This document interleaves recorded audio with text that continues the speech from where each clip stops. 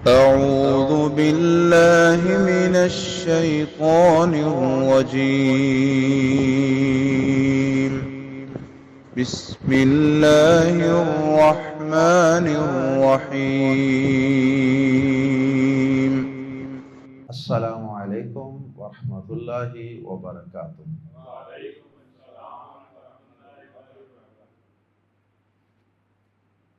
سورہ مریم 16ویں پارے میں سورت کا نمبر ہے 19۔ ان الحمد للہ ان الحمد للہ والصلاة والسلام علی رسول اللہ اما بعد۔ اعوذ باللہ السمیع العلیم من الشیطان الرجیم من ہمزہ ونفخہ ونفثہ۔ بسم اللہ الرحمن الرحیم۔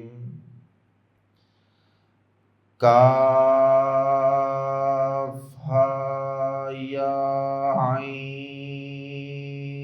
صاد۔ ذکر رحمت ربک عبدہ زکریا اذ نادى ربه نداء خفيا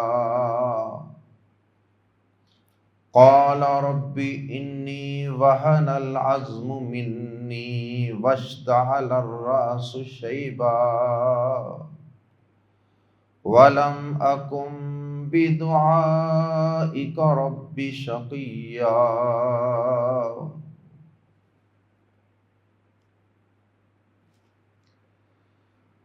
سورہ مریم کا آج اللہ کی توفیق سے ہم تعارف اور اس کے بنیادی اور اہم مضامین کا تذکرہ پڑھیں گے۔ اس سورت کا نام کائنات کی ایک عظیم الشان خاتون جو بڑی تقوی والی اور بڑی پرہیزگاری والی مشہور تھی۔ تقوی و پرہیزگاری میں ایک مشہور و معروف خاتون تھی، اور پھر اس کے ساتھ ساتھ اللہ کی زبردست قسم کی عبادت گزار بندی بھی تھی۔ تقوی و پرہیزگاری، گناہوں سے اللہ کی نافرمانی سے بچنے کی خاصیت بھی، اور اس کے ساتھ اللہ کی عبادت میں بھی بہت عظیم مرتبے پر فائز تھی۔ اللہ رب العزت نے اس خاتون کو، اس عظیم خاتون کو بڑی ہی عزت اور بڑی ہی عظمت سے نوازا، اور اس سے بڑی ان کی عظمت کیا ہوگی کہ اللہ مالک نے ان کے بطن سے ایک عظیم الشان پیغمبر پیدا فرما دیا، حضرت عیسیٰ علیہ السلام، جو روح اللہ ہیں، جو کلمت اللہ ہیں، جو رسول اللہ ہیں، جو عبد اللہ ہیں۔ ان کو اللہ پاک نے ان کے بطن سے پیدا فرمایا، اور پیدا بھی بغیر کسی باپ کے، چونکہ حضرت مریم نے ساری زندگی پاک دامنی کے ساتھ گزاری، انتہائی پاک دامنی، اور انہیں ساری زندگی کسی غیر محرم مرد نے چھوا بھی نہیں تھا۔ اللہ رب العزت نے اپنا ایک معجزہ دکھانا تھا۔ اس سے پہلے اللہ پاک حضرت آدم علیہ السلام کو بغیر باپ اور بغیر ماں کے پیدا کر چکا تھا۔ یہ معجزہ تو کائنات نے دیکھا تھا، اب اللہ رب العزت نے ایک اور معجزہ دکھانے کا فیصلہ فرمایا، اور وہ معجزہ یہ تھا کہ اب میں اپنے ایک بندے کو پیدا فرماؤں گا بغیر باپ کے. ماں تو اس کی ہوگی لیکن باپ نہیں ہوگا. وہ دکھانا چاہتا ہے نا کائنات کو، وہ اپنے بندوں کو بتانا چاہتا ہے کہ میں کچھ بھی کرنے پر قادر ہوں. اور اس سورہ مبارکہ کے آغاز میں آپ دیکھیں گے کہ ایک اور معجزے کی طرف بھی اشارہ ہے، اور اس معجزے کو اللہ پاک نے بطور تمہید کے بیان فرمایا ہے. یہاں اصل معجزہ تو حضرت عیسیٰ علیہ السلام کی پیدائش کا اس سورہ مبارکہ میں بیان کیا جائے گا، لیکن اس سے پہلے بطور تمہید اللہ پاک نے ایک اس کی نسبت ذرا چھوٹے معجزے کا تذکرہ فرمایا. اور وہ معجزہ کیا تھا؟ حضرت زکریا علیہ السلام اور ان کی بیوی جو بالکل بڑھاپے کو پہنچ چکے تھے، اور اس عمر کو پہنچ چکے تھے کہ جس میں اولاد کی پیدائش ممکن نہیں ہوتی. میڈیکلی اولاد کی پیدائش ممکن نہیں ہوتی. اللہ پاک نے اس زندگی کے اس حصے میں اور اس شدید بڑھاپے کے اندر بھی حضرت زکریا علیہ السلام کو یحییٰ نامی ایک عظیم الشان بیٹا عطا فرما کے یہ بتا دیا کہ میرے لیے عمر کی اور ظاہری اسباب کی کوئی حیثیت اور کوئی وقت نہیں. میں چاہوں تو بڑھاپے کے اندر بھی اولاد دینے پر قادر ہوں. پھر اس بنیادی اور تمہیدی معجزے کے بعد اللہ پاک نے اصل اور بڑے معجزے کا تذکرہ فرمایا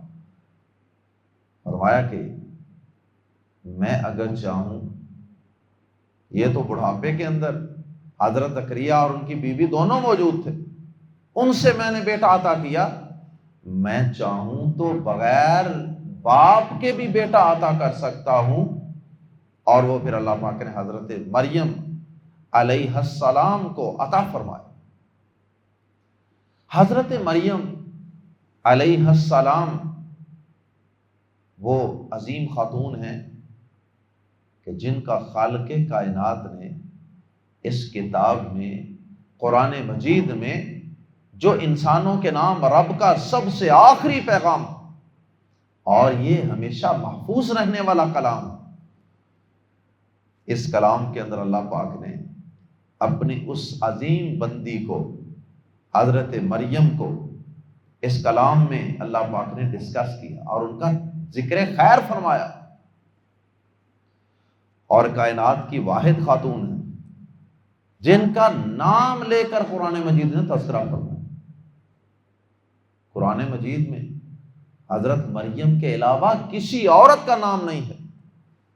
اشارتاً تذکرے تو موجود ہیں، حضرت عائشہ رضی اللہ تعالی عنہا کا، ان کی پاک دامنی میں سورہ نور کی آیات اتری تھی، لیکن نام لے کر صرف ایک خاتون کا اللہ پاک نے تذکرہ کیا، اور وہ ہیں حضرت مریم علیہ السلام.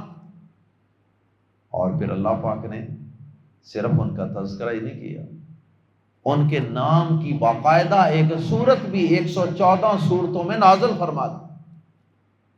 اور پھر یہیں پہ بس نہیں،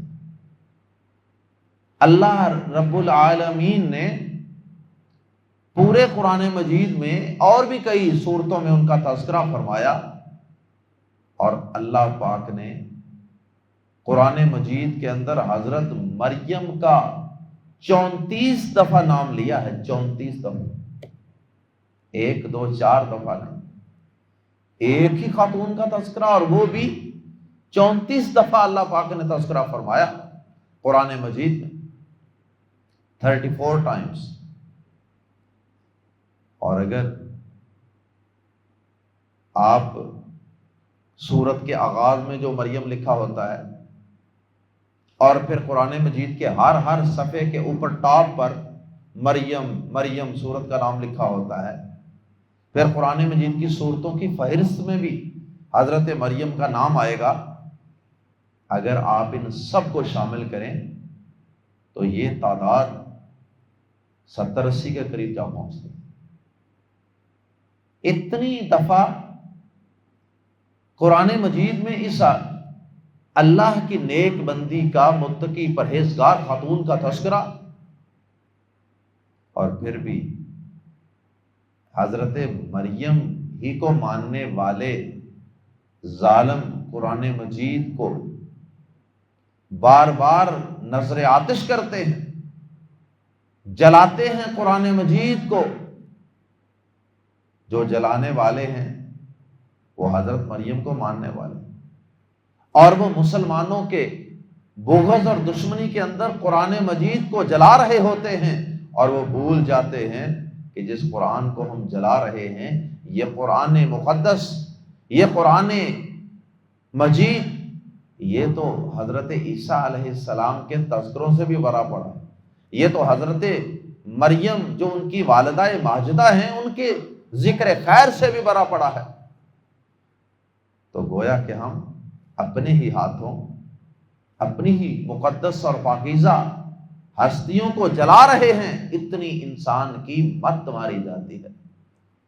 جب انسان حسد پہ اتر آتا ہے نا، جب انسان بغض پہ اتر آتا ہے، تعصب پہ اتر آتا ہے، تو پھر انسان کی عقل کام نہیں کرتی کہ میں کر کیا رہا ہوں، میں کس قرآن کو جلا رہا ہوں جس میں کن کن ہستیوں کے تذکرے ہیں۔ اللہ اکبر۔ تو اس سورہ مبارکہ میں 98 ورسز ہیں، 98 آیات ہیں، اور 6 رکوع ہیں، 100 کے قریب آیات اور 6 رکوع۔ اور اس سورہ مبارکہ میں حضرت مریم کا تذکرہ، حضرت زکریہ کا تذکرہ ہوا، اور یہ تذکرہ اس سے قبل ہم سورہ آل عمران کے اندر بھی ابتدائی رکوعات میں پڑھ چکے ہیں، تھوڑا سا تذکرہ وہاں بھی گزر چکا ہے۔ اللہ اکبر۔ اس سورہ مبارکہ میں سب سے زیادہ تفصیل تو اللہ رب العزت نے حضرت مریم کے قصے کی بیان فرمائی، حضرت عیسیٰ علیہ السلام کی پیدائش اور حضرت مریم کی کے بطن سے کس طرح اللہ پاک نے حضرت عیسیٰ علیہ السلام کو پیدا کیا، اور پھر ان کی پاک دامنی کا اللہ پاک نے کس طرح تحفظ کیا، یہ سارا قصہ ہے اس سورہ مبارکہ کے ابتدائی حصے۔ اور اس کے بعد پھر اللہ رب العزت نے اسی سورہ مبارکہ میں حضرت زکریہ اور ان کے بڑھاپے میں ملنے والے بیٹے حضرت یحییٰ کا تذکرہ بھی فرمایا، اور پھر خالق کائنات نے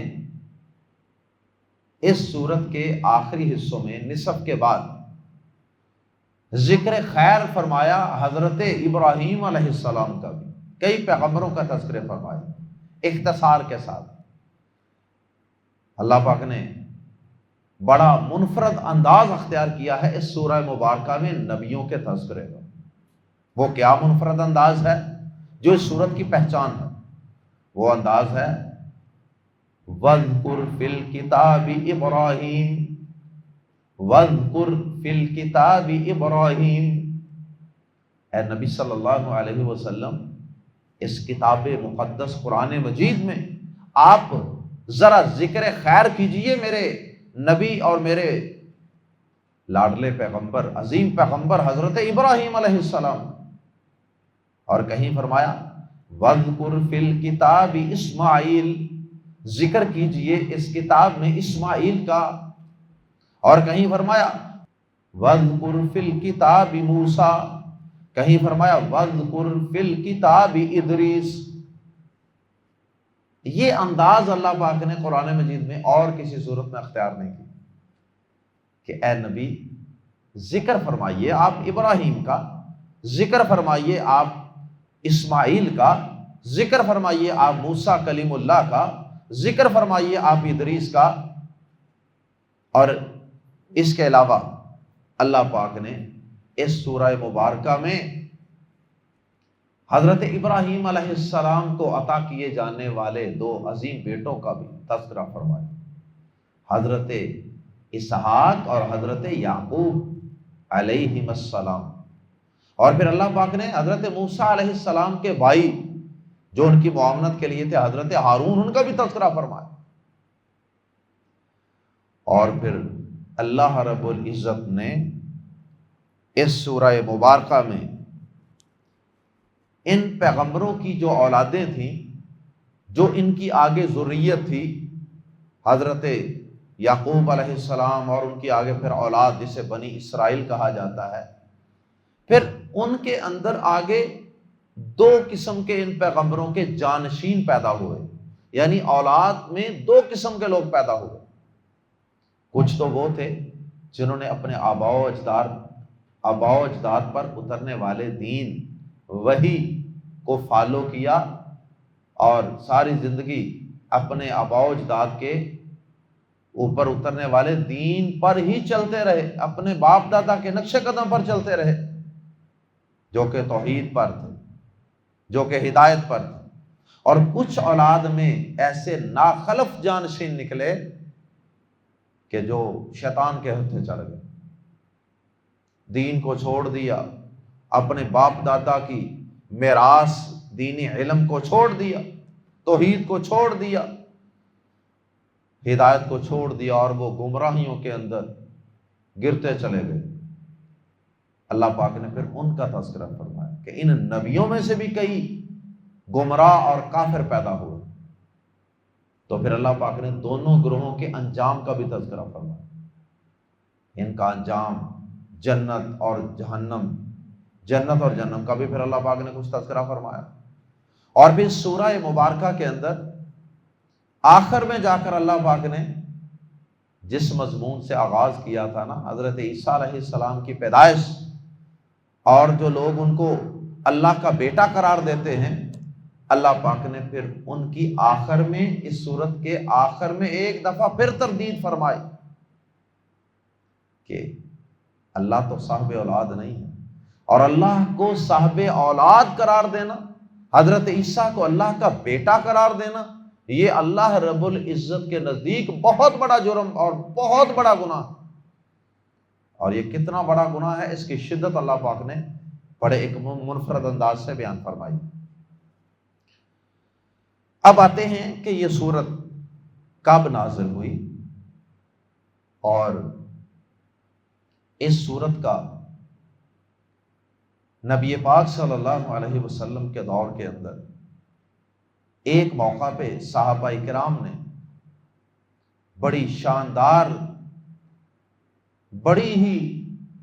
ہی شاندار طریقے سے صحابہ کرام نے اس سورہ مبارکہ کی تلاوت کی تھی، اور اس کی تلاوت سے ایک بادشاہ کو آنسو بہانے پہ مجبور کر دیا تھا اس سورہ مبارکہ کی تلاوت، جو کہ عیسائی بادشاہ تھا نجاشی۔ اللہ اکبر۔ آئیے اس قصے کو بھی اختصار سے سنتے ہیں کہ یہ کیا قصہ تھا جس میں اس سورہ مبارکہ نے مسلمانوں کی بہت بڑی مصیبت کو ٹال دیا تھا، اور اللہ پاک نے اس بادشاہ کے دل کو نرم کر دیا تھا۔ مکہ مکرمہ میں پیارے نبی صلی اللہ علیہ وسلم نے جب نبوت کا اعلان کیا اللہ کے حکم سے، تو آپ کی نبوت کا جو 5واں سال تھا، اس میں مسلمان اللہ کے نبی صلی اللہ علیہ وسلم کی رہنمائی میں اور آپ کے مشورے اور آپ کے حکم پر کچھ مسلمان مکہ مکرمہ سے نکل کر حبشہ کا ایک علاقہ تھا، حبشہ کے علاقے میں ہجرت کر جاتے۔ اب اس ہجرت کی 2 بڑی وجوہات تھیں۔ ایک سبب تو یہ تھا کہ مسلمانوں پر جب مسلمانوں نے توحید کا اعلان کیا، اسلام قبول کرنے کا اعلان کیا، بت پرستی کی مذمت کی، شرک کی مذمت کی، اور ان کے آباء و اجداد کے من گڑت مذہب کی مخالفت کی، تو اب وہ سارے کے سارے رشتہ دار ہی تھے، وہ سب ان ایمان لانے والے مسلمانوں کے خلاف ہو، ان پر ظلم و ستم کے پہاڑ توڑ دی اور ان پر عرصہ حیات تنگ کر دیا گیا مکہ مکرمہ میں۔ اللہ اکبر، اللہ کی رحمت جوش میں آئی۔ اللہ کے نبی صلی اللہ علیہ وسلم کو یقیناً اللہ پاک نے یہ رہنمائی کی ہوگی، اور آپ نے پھر آگے اپنے کچھ صحابہ کو، جن میں پیش تھے حضرت عثمان غنی رضی اللہ تعالیٰ عنہ، نبی پاک صلی اللہ علیہ وسلم نے حضرت عثمان رضی اللہ تعالی عنہ کو 11 افراد اور چند خواتین تھیں، غالباً 4 عورتیں تھیں۔ نبی صلی اللہ علیہ وسلم نے حضرت عثمان رضی اللہ تعالیٰ عنہ کی امارت میں اور ان کی سرکردگی میں 11 مرد ان کے سمیت 11 مرد اور 4 عورتوں کو حبشہ ہجرت کرنے کا حکم دیا۔ کیا وہاں ہجرت کر جائیں؟ کیونکہ حبشہ کا جو بادشاہ تھا وہ عیسائی تھا، اور اس بادشاہ کا عدل و انصاف بڑا مشہور تھا، بڑا خدا ترسی والا اور بڑا عدل و انصاف کرنے والا بادشاہ۔ تو 2 فائدے ہوں گے وہاں جانے کے۔ ایک تو یہ کہ جو مسلمان مکہ مکرمہ میں رہ کر یہاں کے ظلم و ستم اور تنگیاں برداشت نہیں نہ کر سکتے، وہ وہاں ہجرت کر جائیں۔ اور پھر دوسرا فائدہ یہ تھا کہ حبشہ کے اندر چونکہ بادشاہ اچھی سوچ کا مالک تھا، اچھی نیچر کا مالک تھا، تو وہاں پر مسلمانوں کے لیے دعوت و تبلیغ کا ماحول بھی میسر تھا۔ مسلمانوں کو وہاں دعوت و تبلیغ کا میدان بھی کھلا ہوا ملنا تھا، دعوت و تبلیغ کا میدان بھی مسلمانوں کے لیے کھلا تھا۔ اللہ اکبر۔ نبی پاک صلی اللہ علیہ وسلم کی بیٹی حضرت رقیہ، جو حضرت عثمان کی بیوی تھی، وہ بھی اس قافلے کے اندر شامل تھی۔ اس لیے کہا جاتا ہے کہ یہ انسانی تاریخ میں دوسرا جوڑا تھا جنہوں نے اللہ کی راہ میں ہجرت کی۔ اس سے پہلے ایک جوڑا حضرت ابراہیم علیہ السلام اور ان کی بیوی یہ ہجرت اللہ کی راہ میں کر چکے۔ آپ کو یاد ہوگا ان کا ہجرت کا سفر۔ تو یہ دوسرا جوڑا تھا جنہوں نے اللہ کی راہ میں ہجرت کی تھی، حضرت عثمان رضی اللہ تعالیٰ عنہ اور ان کی زوجہ حضرت رقیہ رضی اللہ تعالی عنہا۔ بہرحال یہ ہجرت کر گئے، یہ وہاں پہنچے، اور یہ نبوت کے 5ویں سال کی بات ہے۔ 5 نبوی، جس طرح ہجری سال ہوتے ہیں نا، تو ہجرت سے پہلے جو سال ہے نا 13 سال، ان کو نبوی سال کہتے ہیں۔ نبوت کا پہلا سال، نبوت کا دوسرا، نبوت کا تیسرا، اور یہ نبوت کا 5واں سال تھا، 5 نبوی۔ تو یہ اس ہجرت کے سفر سے پہلے یہ سورہ مریم نازل ہو چکی تھی، اور یہ سورت اللہ پاک نے ان حالات میں نازل کیوں فرمائی؟ کیونکہ اس سورت کے اندر اللہ پاک نے اپنے کئی معجزات کا تذکرہ فرمایا، جیسا میں نے پہلے تذکرہ کیا کہ حضرت زکریا کو بڑھاپے کے اندر اولاد، یہ کیسے ممکن؟ اللہ نے کہا ممکن ہے، میں کر سکتا ہوں۔ پھر حضرت عیسیٰ علیہ السلام کی بغیر باپ کے حضرت مریم کے بطن سے پیدائش، یہ کیسے ممکن ہے؟ اللہ نے کہا میں کر سکتا ہوں میرے بندو۔ تو اگر میں زکریا کو بڑھاپے میں یحییٰ دے سکتا ہوں، اور مریم کو بغیر کسی بشر کے چھوئے، بغیر کسی خامند کے اگر ایک عظیم بیٹا عیسیٰ کی شکل میں دے سکتا ہوں، تو اے مکہ مکرمہ میں کافروں کے ظلم و ستم سے پسنے والے مسلمانوں، کیا میں تمہیں ان مشکلات سے نجات عطا کرنے پر قادر نہیں ہوں؟ یقین قادر ہوں، لیکن ایک ذرا صبر کے جبر کے دن تھوڑے ہیں۔ ابتدا میں تمہاری کچھ تربیت کرنا چاہتا ہوں، مشکلات کے ماحول میں تمہارے ایمان کو مضبوط کرنا چاہتا ہوں، اور پھر میں ان آزمائشوں کی پٹیوں سے گزار کر تمہاری کئی قسم کی تربیتیں کرنا چاہتا ہوں۔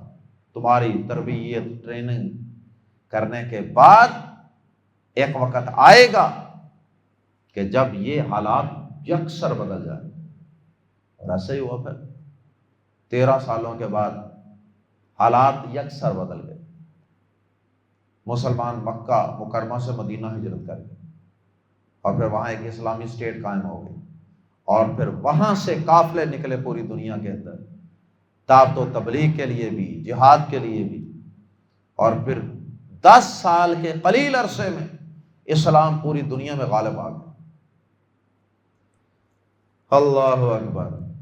تو ایسے حالات کے اندر اللہ پاک نے یہ سورہ مبارکہ نازل فرما کے گویا کہ مسلمانوں کو امید کی ایک کرن دکھائی کہ دیکھو میں یہ کر سکتا ہوں، تو تم بھی پر امید رہو۔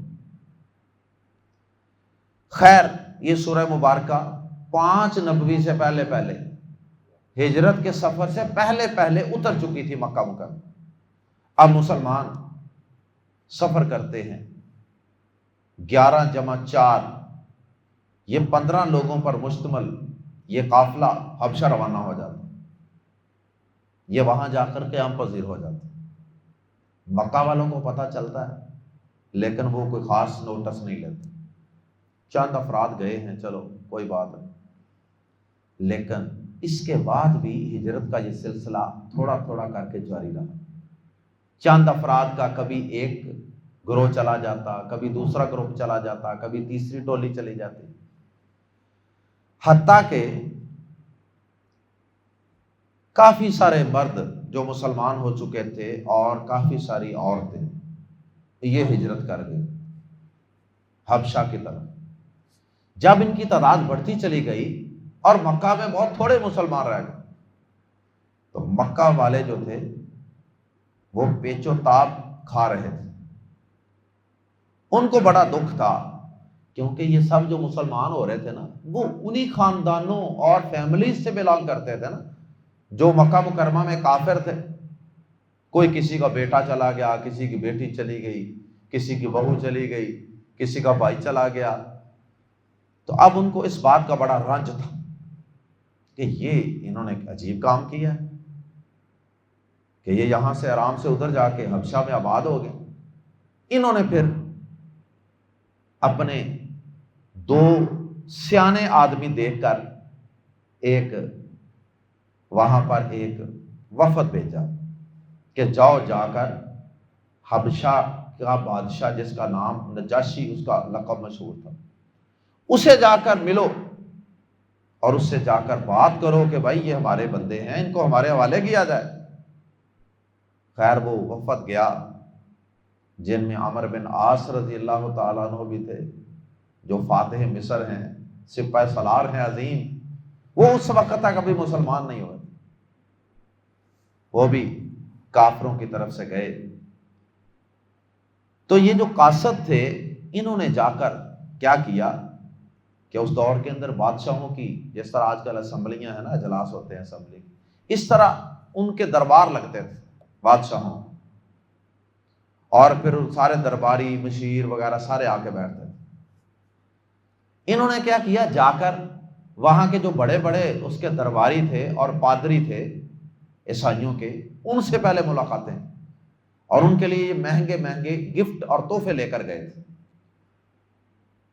تاکہ وہ ہماری بات سنیں اور ہماری آگے بادشاہ کے سامنے سفارش کریں۔ تحفے طائف دے کر ان کے کان بھر لیے کہ بھائی ہمارے کچھ وہاں سے مفرور لوگ آئے ہیں اور وہ ہمارے مجرم ہیں، تو ہم بادشاہ کے سامنے پیش ہوں گے تو آپ نے ہماری وہاں حمایت کرنی۔ میں نے کہا ٹھیک ہے۔ اب بادشاہ چونکہ بڑا عدل و انصاف والا تھا، اور یاد رکھنا کہ جو بھی انسان اچھی نیچر، اچھی سوچ، اچھی تربیت والا ہوگا اور عدل و انصاف کا دامن تھامنے والا ہوگا نا، وہ ہمیشہ کبھی بھی یک طرفہ بات سن کر فیصلہ نہیں کرے گا۔ ایک گروہ کی، ایک فرد کی بات سن لی تو بس جناب آگ بگولا ہو گئے، نکال دو ان کو، دے دو ان کو، ایسا نہیں کیا اس نے کہا ٹھیک ہے تمہاری بات سن لی ہے۔ اس نے اپنے درباریوں کو حکم دیا کہ ان مسلمانوں کو جو یہاں ہمارے پاس پناہ گزیں ہیں ان کو ذرا دربار میں بلایا جائے تاکہ میں ان کی بھی بات سنوں، دو طرفہ بات سن کے فیصلہ کروں گا۔ ان کو بلایا گیا، ہاں بھائی بتاؤ، یہ تمہیں لینے کے لیے آئے ہیں مکہ سے، تم ان کے مجرم ہو، کیا کر کے بھاگے ہو وہاں سے، کیوں آئے ہو یہاں؟ مسلمانوں نے اپنا نمائندہ مقرر کیا، حضرت علی رضی اللہ تعالیٰ عنہ کے بھائی جعفر بن ابی طالب رضی اللہ تعالیٰ عنہ، جو جعفر طیار کے نام سے مشہور ہے، ان کو اپنا نمائندہ مقرر کیا کہ جی آپ ہماری طرف سے بات کریں۔ وہ دربار میں کھڑے ہوئے، انہوں نے کہا، بادشاہ سے کہا کہ بادشاہ سلامت، ہم اس طرح جہالت و تاریکی کے اندر گرے پڑے تھے، بچیوں کو زندہ درگور کیا جاتا تھا، جھوٹ عام تھا، قتل و غارت عام تھی، شراب، جوا، بدکاریاں، رہزنیاں، ڈکیتیاں اور شرک اور بتوں کی پوجا، تو کوئی ہمارا پرسان حال نہ تھا کہ اللہ پاک نے ہم پر رحمت فرمائی اور ہم میں سے اللہ پاک نے ایک شخص کو ہمارا نبی اور رسول بنا کر مبعوث کر دیا۔ اس نے ہمیں پھر توحید سکھائی، ہدایت کا رستہ دکھایا، اس نے یہ اس کی نبی کی تعلیمات، تو پھر ہم راہ راست پہ آ گئے، بس ہمارا یہ جرم ہے اور تو کوئی جرم نہیں، ہم نے ان کا تو کچھ نہیں بگاڑا۔ بادشاہ نے کہا اچھا، اس نبی کی ذرا جو تعلیمات ہیں اس پر جو کوئی پیغام اترتا ہے اس میں سے کچھ حصہ ذرا پڑھ کر تو سنائیے مجھے، میں دیکھوں وہ کیسا کلام ہے۔ اللہ اکبر، حضرت جعفر رضی اللہ تعالی عنہ کھڑے ہوئے اور سورہ مریم کی تلاوت شروع کر دی۔ اللہ اکبر۔ جب سورہ مریم کی تلاوت کیا، وہ عیسائی بادشاہ تھا اور اس سورت کا انداز بھی بڑا کمال ہے، اس سورت کی آیات کا وزن اور ردم بھی بڑا کمال ہے۔ تو وہ جب انہوں نے تلاوت کی نا، تو جو بادشاہ تھا نجاشی، اس کی آنکھوں سے چھم چھم آنسو جاری ہو گئے، اتنے آنسو جاری ہوئے کہ تاریخ کی کتابوں میں لکھا ہے، یہ میں نے اکثر باتیں آپ کو سیرت کی کتابوں سے سنائی، لیکن مسند احمد کی صحیح حدیث کے اندر اس واقعے کی بنیادی جو بات ہے نا وہ موجود ہے، قصہ بنیادی طور پر مختصر طور پہ مسند احمد میں موجود ہے، لیکن جو زیادہ تفصیلات ہے یہ سیرت کی کتابوں سے میں نے آپ کے سامنے عرض کی۔ بادشاہ سورہ مریم سنتا جا رہا ہے، حضرت زکریا کے قصے، حضرت یحییٰ کے قصے، حضرت مریم کے قصے، حضرت عیسیٰ علیہ السلام کے قصے، اور ان کی شان و عظمت، اور اس کا دل نرم ہوتا جا رہا ہے، نرم ہوتا جا رہا ہے، روحانیت بڑھتی جا رہی ہے، آنسو جاری ہیں، حتیٰ کہ داڑھی تر ہو گئی۔ اللہ اکبر۔ تو اس کے بعد بادشاہ نے کہا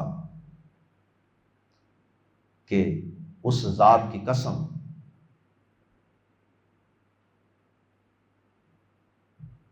اس ذات کی قسم، اللہ کی قسم، یہ کلام جو آپ نے سنایا ہے، یہ کلام اور جو موسیٰ علیہ السلام پہ تورات نازل ہوئی تھی، دونوں کا منبع نور، یعنی یہ روشنی جس جگہ سے پھوٹی ہے نا، دونوں کا منبع اور اوریجن ایک ہی ہے۔ کیا مطلب؟ کہ موسیٰ علیہ السلام پر جو تورات اتری تھی وہ بھی آسمان سے آئی تھی۔ اللہ کی قسم، جہاں سے وہ کلام آیا نا، یہ کلام بھی ادھر سے ہی آیا۔ اللہ اکبر۔ یہ نجاشی کہتے ہیں مسلمان ہو گیا تھا۔ اسی وجہ سے جب یہ نجاشی فوت ہوا تھا نا، تو اللہ کے پیارے نبی صلی اللہ علیہ وسلم نے مدینہ منورہ میں مسلمانوں سے کہا تھا صفیں درست کرو، تمہارا بھائی حبشہ میں نجاشی فوت ہو گیا۔ اس کے لیے صحابہ کرام صفیں باندھے کھڑے ہیں اور پیارے نبی صلی اللہ علیہ وسلم آگے کھڑے ہیں۔ فرمایا کہ میں محمد اس نجاشی کی غائبانہ نماز جنازہ پڑھاؤں گا صلی اللہ علیہ وسلم۔ تو اب بادشاہ نے جب یہ باتیں کی مسلمانوں کے حق میں اور فیور میں، اور ان کو کہا بھاگ جاؤ، میں ان لوگوں کو تمہارے حوالے نہیں کروں۔ مایوس ہوئے پڑے، چلے گئے۔ لیکن ابھی حبشہ میں قیام پذیر تھے، یعنی دربار سے چلے گئے، اور وہ سارے درباری تھے، ان کے بھی منہ لٹک گئے جنہوں نے سفارش کی تھی مہنگے اور قیمتی تحفے تحائف لے کر، ان کی بھی بادشاہ نے ایک نہ سنی۔ یہ ہوتا ہے انصاف۔ اب انہوں نے، وہ جو وہاں سے وفد آیا تھا، انہوں نے آپس میں مشاورت کی۔ انہوں نے کہا دیکھو، ایسے واپس جانا تو ہماری ناکامی ہے، ایک دفعہ پھر کوشش کرتے ہیں، ایک دفعہ پھر بادشاہ سے ملاقات کرتے ہیں اور ایک اور تیر پھینکتے ہیں، ایک اور پتہ پھینکتے ہیں۔ لو جی، یہ عمر بن عاص رضی اللہ تعالیٰ عنہ،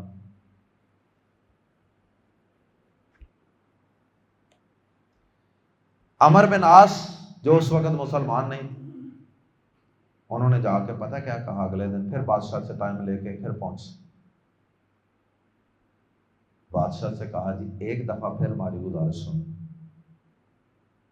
ایک دفعہ پھر نظر ثانی کی اپیل کی، اور پھر ساتھ ایک نیا طریقہ واردات اختیار کی۔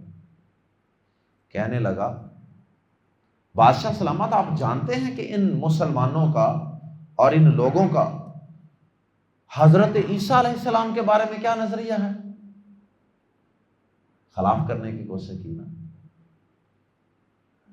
اس کا مطلب یہ تھا کہ میں بادشاہ کو یہ کہوں گا کہ یہ حضرت عیسیٰ علیہ السلام کو اللہ کا بیٹا نہیں مانتے،